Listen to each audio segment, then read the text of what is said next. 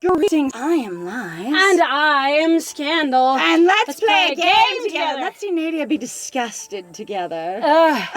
Enough, Valerius.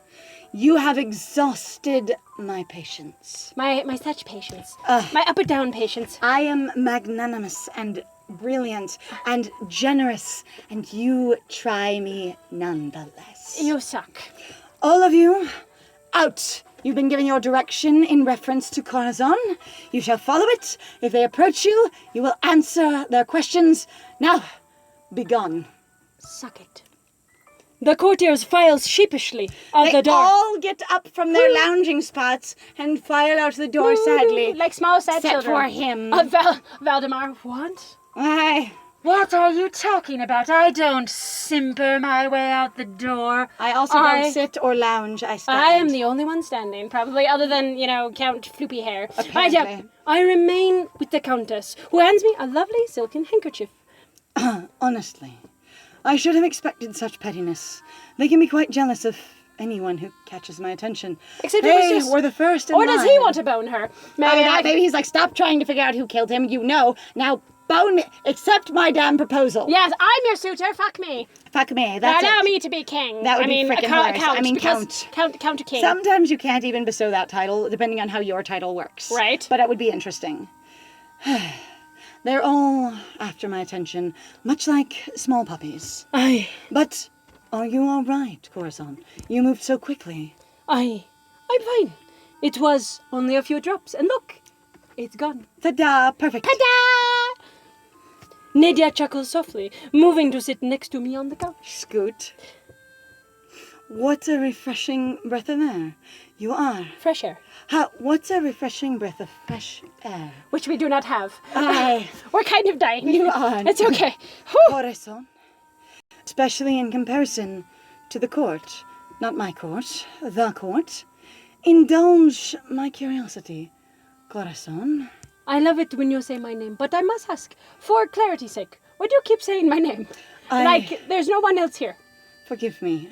I like the sound of it, and it feels charming to refer to you. Oh, how flattering.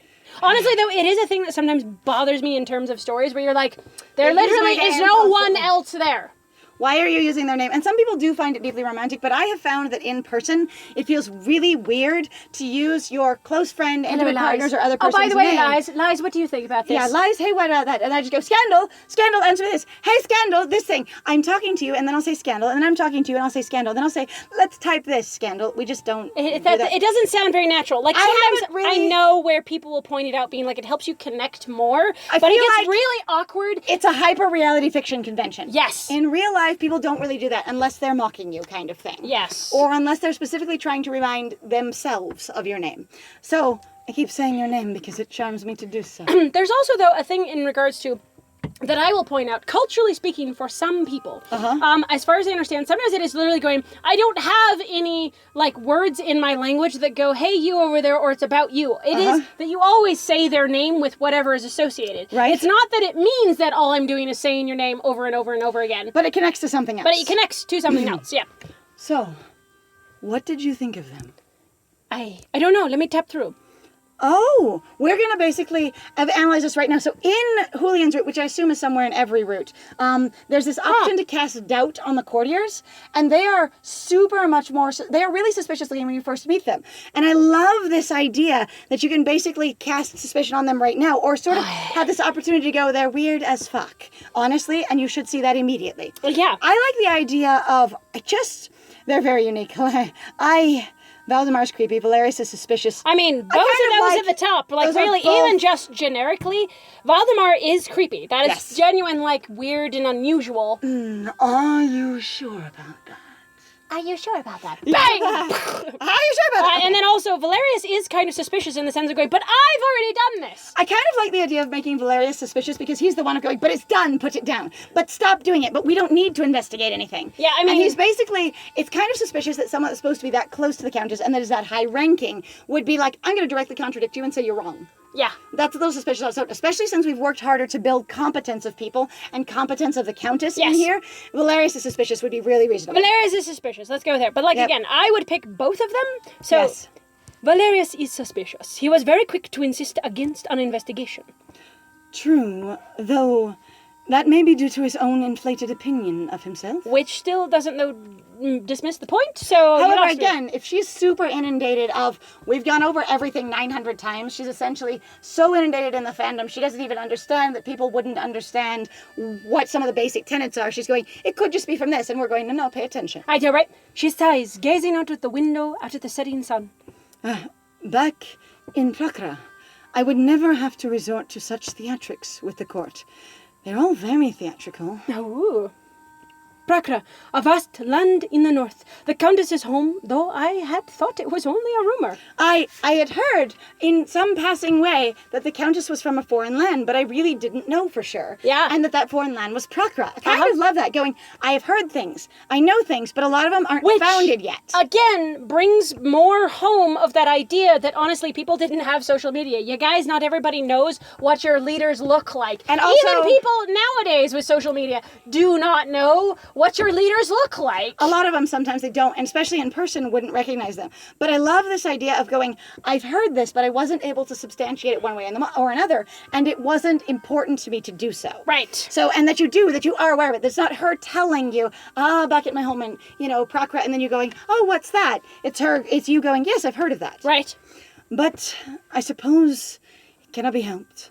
I made my life here, after all. Aye, what was that? Do you ever miss Prakra? Like my soul. For a moment, I worry I've overstepped. But the Countess considers me thoughtfully, elegant fingers twisting in her lap. She has sat down again. Yeah, she kind of did. I stood up, and then I sat down with her. Well, she did, or she scooted next to us. Oh, she did sit down. Yeah, Thank you. uh-huh. Okay. Thank you for that. I was like, did we not mention it again? No, Yeah, she no, scooted you're fine. next to us, and her fingers are folded in her lap. Thank you for that. I appreciate it. Perhaps I don't think I would... Perhaps, period. I don't think I would ever return to Prakra. Perhaps. I don't think I would ever return to Prakra, but there are things I miss about my home. Aye. Things I miss so much. Often, when I was feeling morose, I would take a walk down by the white beaches of my homeland. It would clear my mood. The opalescent waves crashing over the sands would soothe my worried soul. You sound like a reference to Sarah Plain and Tall. Really? Oh my fucking god, that sounds like a reference to Sarah Plain and Tall. I can see There's that. a section where she talks about going down the beach and have basically like needing space and enjoying basically, like she talks about, because that's where she came from before So she went to misses the the West. sea, and she's not sure she's going to stay with that family. So if you haven't read Sarah Plain and Tall, my God. that's one of the few classics that I actually have read, and I say few, even though I've read 15 or 20 from the major classics list, because that's a relatively small number. But yeah, there was the entire thing was her deciding whether she would stay or not, because whether or not she could live without the sea. And that's very interesting. Wild. I don't know if that's what that's meant to be, but that's very interesting. That is very interesting. Anyway. The Count put out an ad for a wife. Ooh. And she responded. Maybe. That would be fascinating. That would be fascinating. The bittersweet expression on her face as she speaks of her homeland makes her look years younger. She looks like an old-ass bitch, otherwise, is what you're implying. What the normally, hell? she looks like a very mature woman, and now she just looks more childlike. Maybe, but sometimes I get conflicted with the usage of that I'm not sure line. how that one is for me, too. But I feel like the idea is basically not she looks years younger, but she looks more childlike. Maybe. And it's not like it has removed the age from her face, but it's made her look vulnerable and young. Okay, then why don't you say it can be used the because years fall away from her face, making her look vulnerable and young. Because you're still saying she looks like old ass if you say the years fall away from her face. But I still don't. I'm like, I just don't fucking. I don't know. Leaning down, there are whispers that the Countess Nadia is cold and distant, untouchable in her castle tower. But the woman in front of me seems genuine, kind, and a little lonely. If not very lonely. Yeah, no or very kidding. thirsty. Or something. Or desiring deeply of a connection. Right? She might have had a really shitty spouse, basically. I say possibly. Or just, she moved from far away and she didn't have any social structure here. Right. She didn't realize how, basically, socially she'd be left out in the cold if she came here. Right. And so it's really been affecting her over time and just eating slowly away at her, going, I've never been able to form good connections here or friendships here, even though I keep trying. Everybody's just so different than me. They have very different priorities. Right. And I thought it wouldn't be so bad, and then it is. Corazón, forgive me this moment of nostalgia. I am sorry that your conversation with the court wasn't more illuminating. But if there's any assistance I may offer, anything you want from me, or if you simply wish for some company, You need but ask, and I will be there. I'll be there. I'll be there. She reaches for my hand. Her grip is warm and firm. Jasmine perfume lingering in the air before she lets go.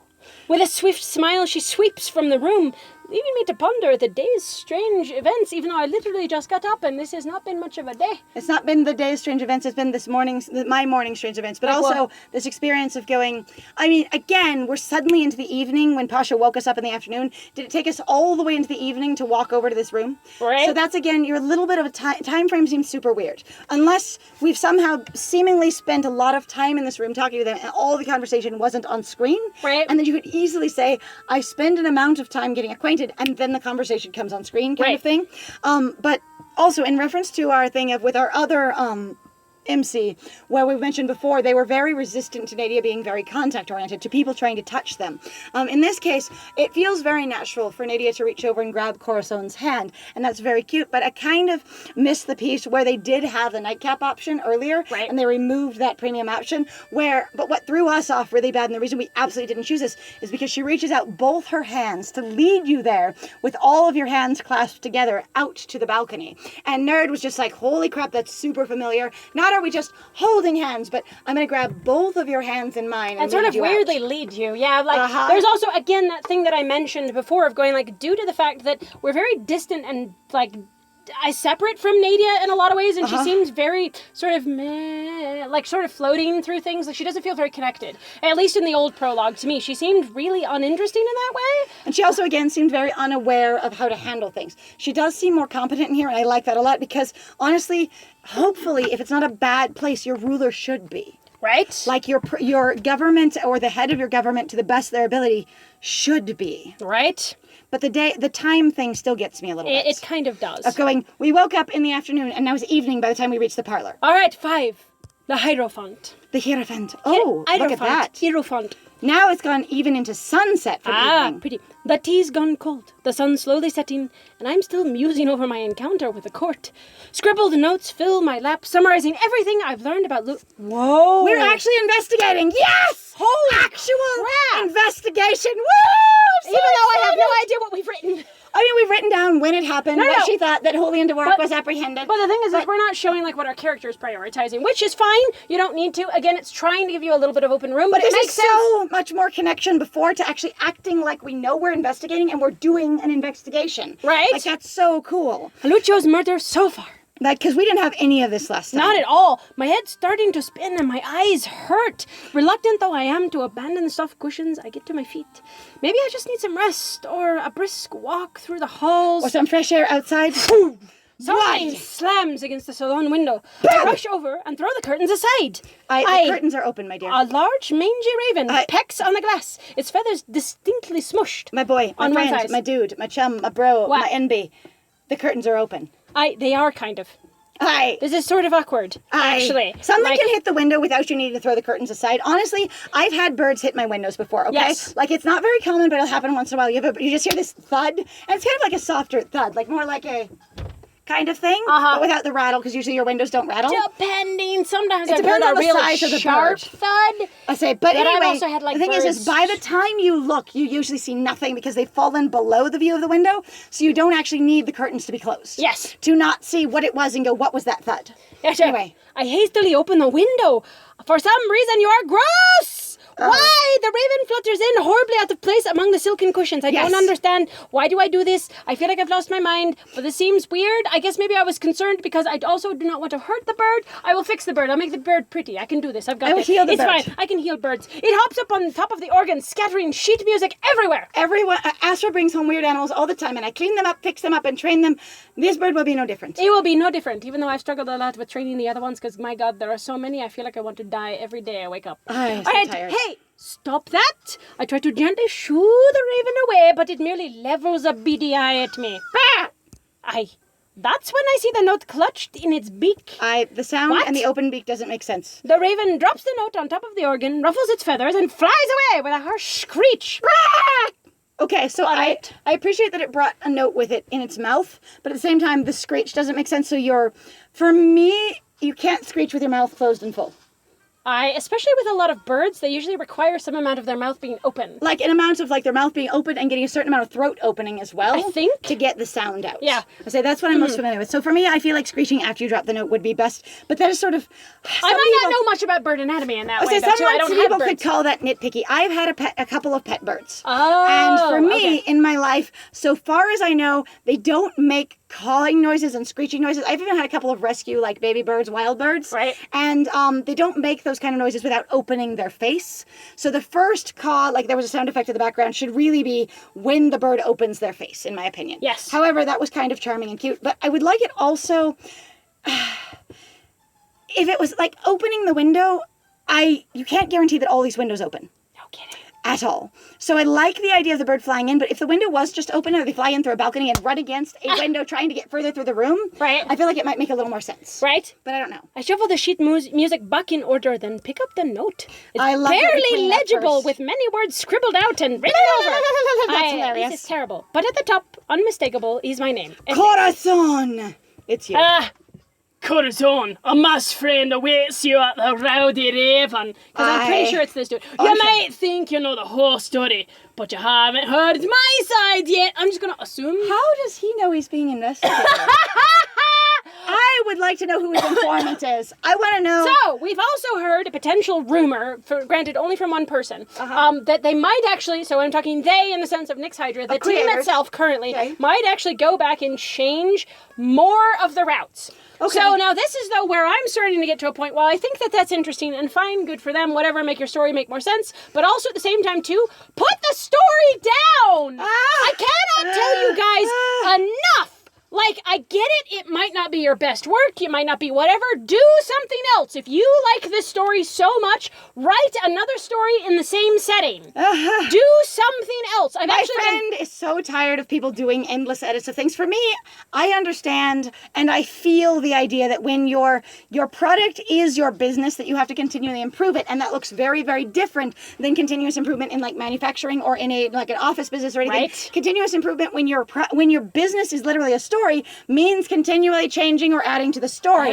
But I can see absolutely where they are aggravated. But I also get irritated in the sense of, too, of where it does really start to feel strongly like that. I'm going to buy into the capitalism model of where I need a live service as a game, which means that my game / my story needs to be an active, continually being updated, upgraded, whatever the fuck else, to be this active process that will always continue to bring me in money, because otherwise, why do I have it? Why do I have it available for people to play? Why is it something that people have access to? People continue to buy classic books to this day. You never know. Yeah, but I know, but this is not a book either. This is literally a downloaded piece of material a game. that also people, so in that way, that I've always found to be really frustrating sometimes about interacting with game companies is that, so one of the reasons why I still own literally my PlayStation 2, my PlayStation 3, my PS4 now that I have, and all of my games from my PS1 stuff that I had, like I own a ton of crap because for me, I'm going, I have the game. I don't have to worry about downloading the game again. I don't have to worry about some weird update that's going to come along and make it so I can't use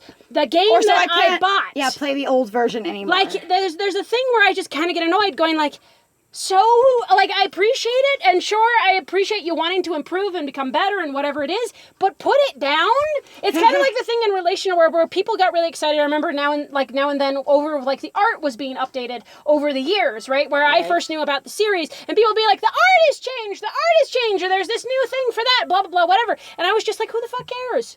Yeah. Like, maybe I just, like, don't care, and I clearly don't. So but it's just, like, I don't understand it of being like, just be done. Do something else with your time. If something, like, there are things that deserve more attention, say, like, editing their story, if that's the thing you're going to focus on more than just your art. Because for me, I'm like, if your story doesn't make sense, who cares about your art? And in this case, they are editing their story. But I'm in a different position than Scandal here. And we often disagree on things. And I'm like, I can see that they're trying to make this a better, like, long-lasting product. I don't feel like this is a bid or a move, and I could be wrong, to just continually update and change it all the time. I think they're trying to make it more cohesive, again, more accessible, to make it just a better product and then re-release it. Again, somebody else, someone new, bought out Nyx Hydra, and all the people over time, as far as I know, have changed out from the original crew. Right. And I haven't done extensive research into this, but from what I understand, the original people are no longer in charge at all. And so you've got somebody who's going, this is my business. I might have added created fictive and such, but as like a CEO or as, the president of this company. Right. What I need to do is try and make this company work,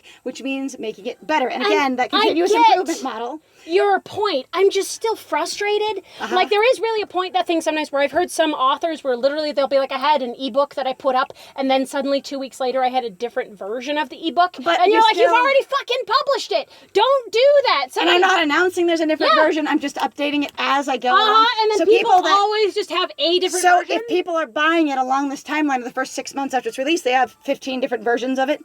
Right. Anyway, so I would be interested to know how Julian knows, 1, we got hired, and 2, that we are here at the palace, that he can find us here. Right. And 3, that he knows we've been hired specifically to investigate him. No kidding. I hope he tells us. And in the next episode, we're going to find out. We should find out. Yes, thank you very much for joining us. If you like what we do, though, please feel free to like, comment, and subscribe. And feel free to share your thoughts with us, either in regards to this update or how you think maybe like things are working, or just feel free to throw around theories. It's fun sometimes. And thank you very much for joining us. If you also want to support us more personally, please feel free to go check out our Ko-Fi and our Patreon. We would really appreciate it. But beyond that, I have been Scandal. And I have been Lies. And it was great playing with you. Bye!